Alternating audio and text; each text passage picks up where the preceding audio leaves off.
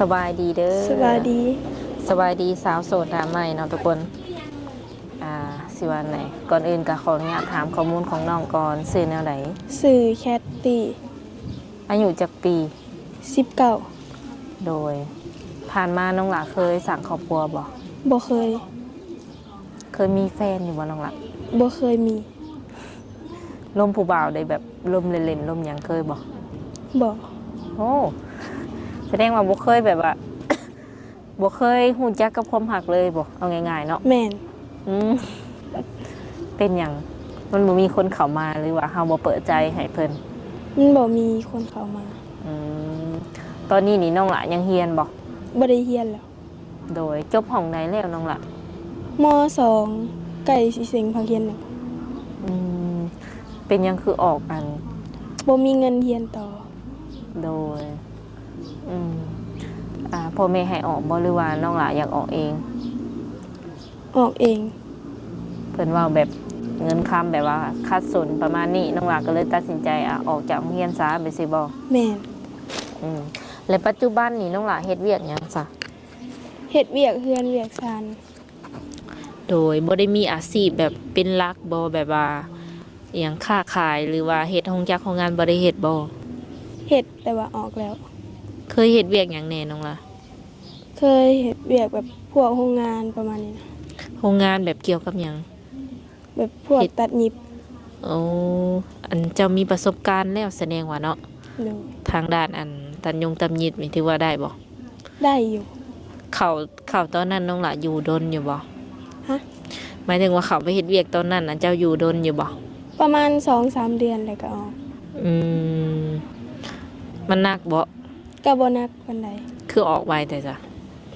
แบบบ่มีคนอยู่เฮือนนำพ่อแม่เด็กก็เลยออกโดยขออนุญาตถามตอนนี้น้องหล่ะอาศัยอยู่กับไผอยู่กับพ่อกับแม่โดยมีไอ้น้องจักคน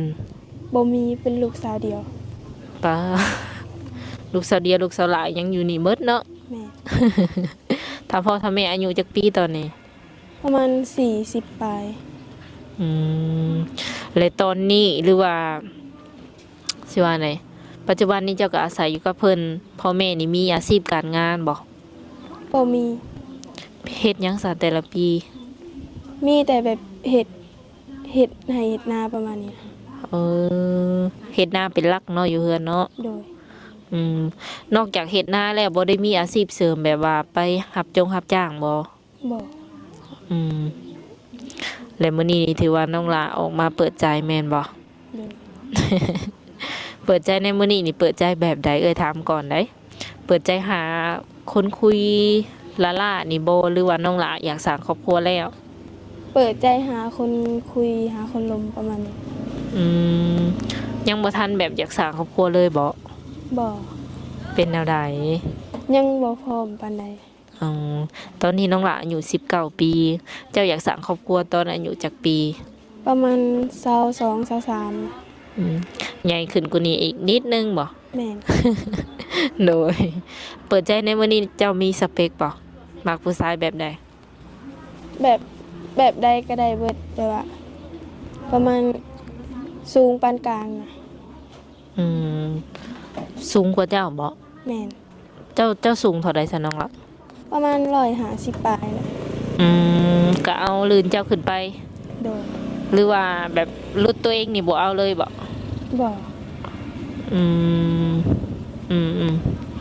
ก็ประมาณนั้นเนาะทุกคนและเรื่องอายุได้น้องหล่ะจำกัดบ่อยากคุยประมาณจักปีหาจักปีประมาณ20ปลายหา70-80ประมาณนี้คุยได้เนาะโดย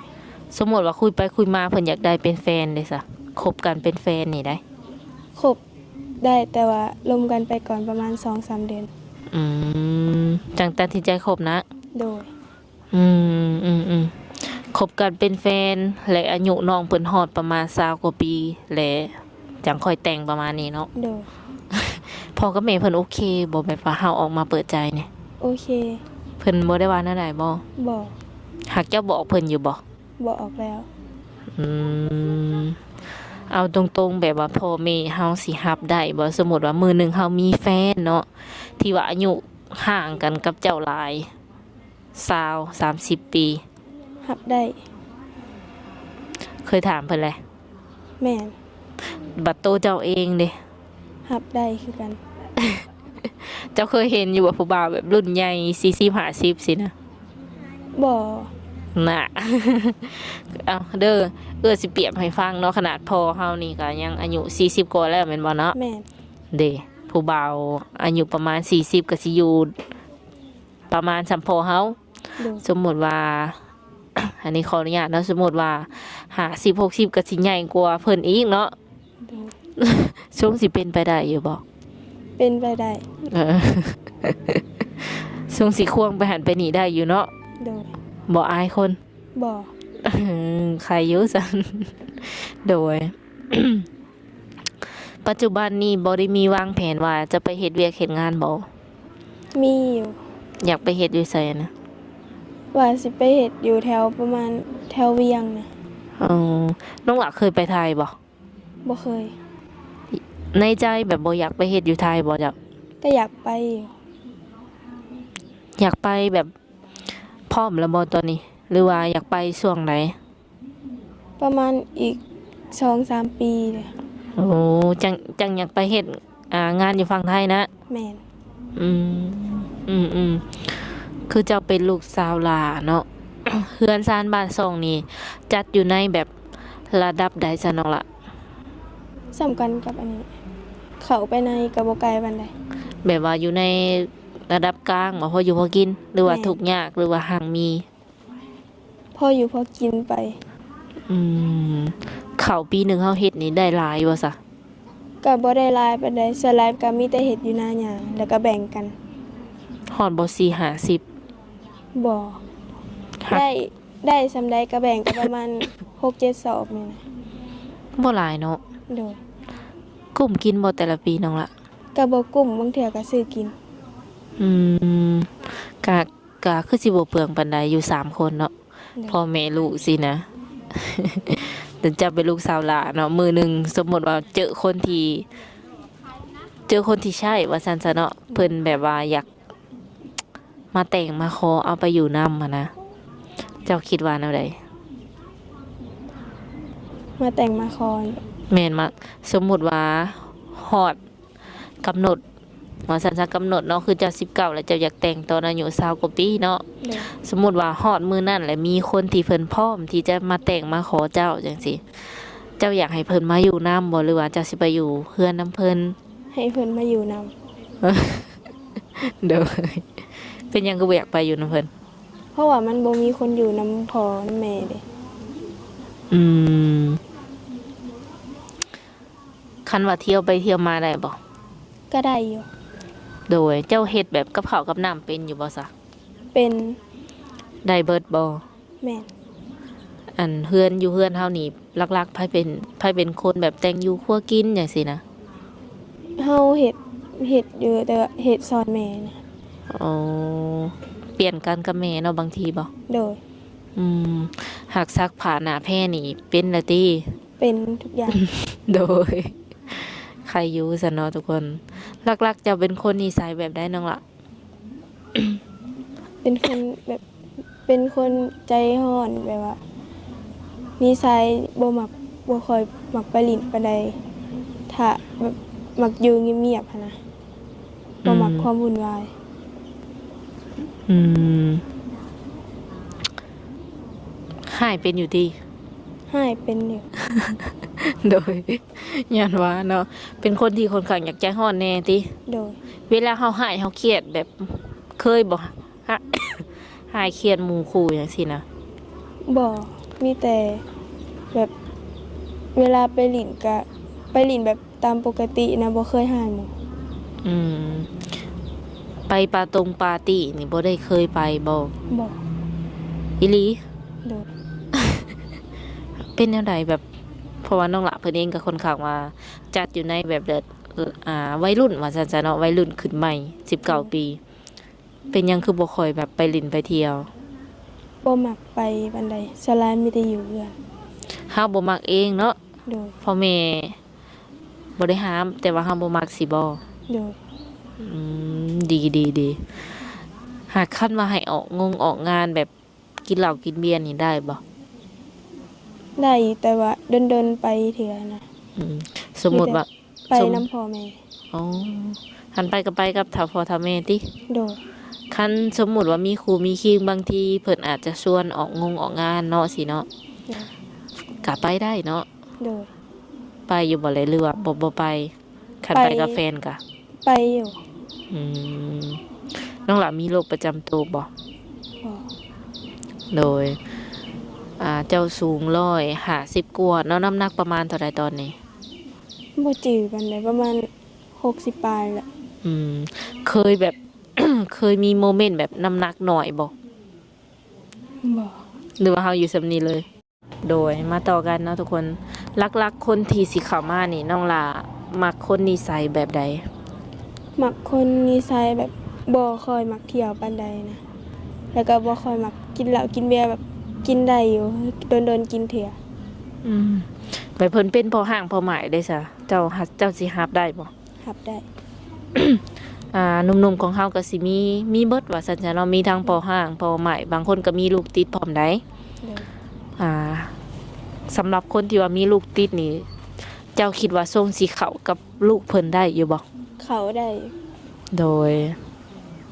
ผู้บ่าวที่ว่ามีหนวดมีเครานี่ได้สมัครบ่ มัก โดย สูบยาได้บ่ สูบยาได้อยู่ โอ้ก็มักอยู่เนาะ โดย อืม คือน้องเพิ่นว่าบ่มักคันไปลิ้นหลายเกินไปก็บ่มักประมาณนี้ โดย อืมเลยที่นี่คันว่าในอนาคตเนาะมันบ่มีคนที่ว่าสิมาอยู่นำเฮาได้เลยจ้ะน้องละนอกจากไปอยู่นำเพิ่น ไปแบบไปมาๆก็ได้อยู่ เพราะว่าส่วนหลาย FC เอ้ยก็เพิ่นมีเวียกมีงานเป็นของเพิ่นเนาะ โดย ซึ่งมาอยู่บ้านอยู่เมืองเพิ่นแลเพิ่นถนัดเรื่องการหาเงินหาค้ำอย่างซี่นะสมมุติว่าเพิ่นจะมาอยู่น้ำน้องเลยก็ได้ แต่ว่าเรื่องหาเงินหาค้ำก็สิบ่คือเก่าเนาะสิบ่สะดวกสบายจังซี่นะได้ดีเนาะเทียบไปเทียบมา ได้ โดยเลยมื้อนี้นี่คันว่าเพิ่นเห็นน้องแล้วในคลิปเนาะแล้วเพิ่นอยากมาหาน้องอยากมาเห็นตัวจริงเจ้าอย่างซี่เด้ อยากมาเห็นก็ได้อยู่ ให้มาเนาะ ให้มา โดยเอ้ย แต่แบบว่าต้องลมกันก่อนนะ เออคันแบบว่าบ่ล่มเลยแบบอยากมาเห็นหน้าก่อนจังล่มจังซี่ได้บ่ น้องยันบ่ค่อยอยู่เพื่อนปานใด โอ้ เพราะว่าสลายก็มีแต่เมื่อบ้านพ่อบ้านแม่ โดย แสดงว่าคัน FC คนใดอยากมาแม่นต้องได้นัดหรือว่าคุยกับเพิ่นทำความรู้จักกับเพิ่นก่อน โดย คันว่าสิให้ทางสาวบุญเพียงพามาเลยแม่นบ่ทันได้เนาะทุกคนให้ตามความรู้จักกับเพิ่นเป็นการส่วนตัวก่อน โดย อ้ายบ่ตรงๆสมมุติว่าเพิ่นมาโลดอ้ายบ่ลือนั่นใด บ่ ย่านบ่อยู่เฮือน โดย สมมุติว่าเพิ่นอยากมามื้ออื่นจังซี่เอาเอื้อยก็นัดจ้ะว่ามื้ออื่น FC สิมาหาเด้อจังซี่ แบบลมกันไปก่อน ประมาณ 2-3 เดือนนี่มาหาได้อยู่ เออ โดยเพิ่นยังบ่ทันกล้าเนาะคำว่าเพิ่นแบบ คุยกันไปแล้วแหละ 2-3 เดือนเนาะรู้สึกแบบว่าสิว่านะฮู้นิสัยใจคอเพิ่นแล้วเห็นหน้าเห็นตาหยังกันแล้วเพิ่นมาบ่ได้บัดนี้เพิ่นอยากให้เจ้าไปหาเอง อยู่มุกดาหารไปได้บ่ ลงไปบ่ได้ เพราะว่าหยัง เพราะว่ามันบ่มีคนอยู่นํเพื่อนแบบบ่มีคนอยู่นํพ่อนำแม่นะ ไปลิ้นซื่อๆไง โดย ถ้าดนๆน่ะน้องไปอยู่บ่ค่อยไปปานใดดู อืมคือเวลาที่เพิ่นสิมาหานี่สามารถมาหาน้องได้อยู่เฮือนเลยบ่ ๆแม่น อืมก็ให้สิว่านะเห็นเฮือนเห็นชานคันว่าฮอด 3-4 เดือนขึ้นไปแล้ว โดย โดยคันว่ายังบ่ทันฮู้จักกันฮอด 2-3 เดือนได้แสดงว่ายังบ่ทันพร้อมที่จะเจอตัวจริงบ่ โดย โดยก็เอาเนาะตามน้องเพิ่นว่าแหละทุกคนเลยแต่ละคนก็อาจจะบ่คือกัน คัน คันว่าเพิ่นโทรมาแล้วเพิ่นอยากเห็นหน้าได้สาเหตุแนวใด เห็นได้อยู่ เปิดกล้องได้บ่ ได้ โดยยันว่าคุยบ่ให้เห็นหน้าเห็นตา ลองเบิ่งเนาะเพราะว่า FC ส่วนหลายกับบางคนก็บ่เชื่อว่า เป็นน้องแท้บ่จังซี่นะเพิ่นอยากวิดีโอคอลเนาะเพื่อที่จะได้แบบว่าเห็นว่าแม่นเจ้าแท้บ่หรือว่าแนวใดบางคนเพิ่นก็อาจจะคิดว่าปลอมลายปลอมหยังมารวมกันหั่นนะได้เนาะ ได้ ฝากไว้นำ คันว่าเพิ่นโทรมาก็ทีนี้คันว่าเพิ่นอยากทักมาเล่นนำเพิ่นสามารถทักมาได้ทางใดน้องละ ทางไลน์ โดยมีไลน์แล้วก็มียังอีโบที่ว่าสิแจกให้เพิ่น มีแต่ไลน์ อืมตอนนี้ตั้งแล้วแหละ ตั้งแล้วแหละ โดยพร้อมใส่งานแล้วเนาะ โดย อืมมีแต่ว่า FC คนใดอยากติดต่อกับน้องเพิ่นก็แม่นทักมาเลยทางน้องเพิ่นสะดวกเป็น LINE Facebook เด้คัน FC ถาม บ่สะดวกปานใด บ่มีความลับติ บ่ บ่ได้มีผู้บ่าวไว้ติน้องละ บ่ โดยอ้ายก็ประมาณนั้น เวลาใดแน่ที่น้องสะดวกรับสาย ตอนกลางเวน กลางเวรประมาณจักโมง ประมาณช่วงบ่ายๆก็ได้หรือตอนแรง อ๋อช่วงเที่ยงหรือว่าช่วงบ่ายขึ้นไปนี่เจ้าสะดวกรับสายเพิ่นแล้ว โดย โดย แต่ละมื้อนี้น้องหลานนอนประมาณจักโมงซะ ประมาณ 11 โมง ก็แสดงว่าคุยโทรศัพท์ได้โดนเติบอยู่เนาะ โดย เพราะว่านอนดึกพอสมควรโอเคเนาะทุกคนเนาะสุดท้ายนี่น้องหลานมีหยังอยากฝากถึง FC ที่ว่าเพิ่นสิเข้ามาทักเล่นน้ำน้องบ่ ส่งสิเป็นคนขี้อายเจ้านะตัวจริงแบบโมเมนต์ตัวจริงซะแบบว่าเวลาที่บ่มีกล้องนี่เว้าหลายอยู่บ่ บ่ค่อยเว้าหลายปานใด อันนี้เป็นตัวตนของเจ้าเลยบ่แบบว่าถามคำตอบคำสินะน้องเพิ่นเว้าหลายส่งสิขี้อายคิดว่า โดย บ่มีหยังว่าซั่นเนาะทุกคนก็โอเคทางสาวเบียงก็สิได้โอลมประมาณนี้ก่อนเนาะเพราะว่าอากาศก็ค่อนข้างว่าอยากร้อนแล้วก็สิว่าไงกล้องก็ลั่นตลอดเนาะทุกคนคือมันเด้งออกตลอดนะสุดท้ายนี้ทางสาวเบียงเองก็สิได้ขออนุญาตมอบเงินให้เพิ่นไว้ซื้อข้าวหรือว่าน้ำกินประมาณนี้เนาะครับหมายถึงเฟอบ่ข้าวเปียกบ่ประมาณนี้นะหรือว่าสิไว้เติมบัตรเติมเบอร์แล้วแต่น้องสะดวกเนาะเป็นจำนวนเงิน100,000 กีบทุกคนเลย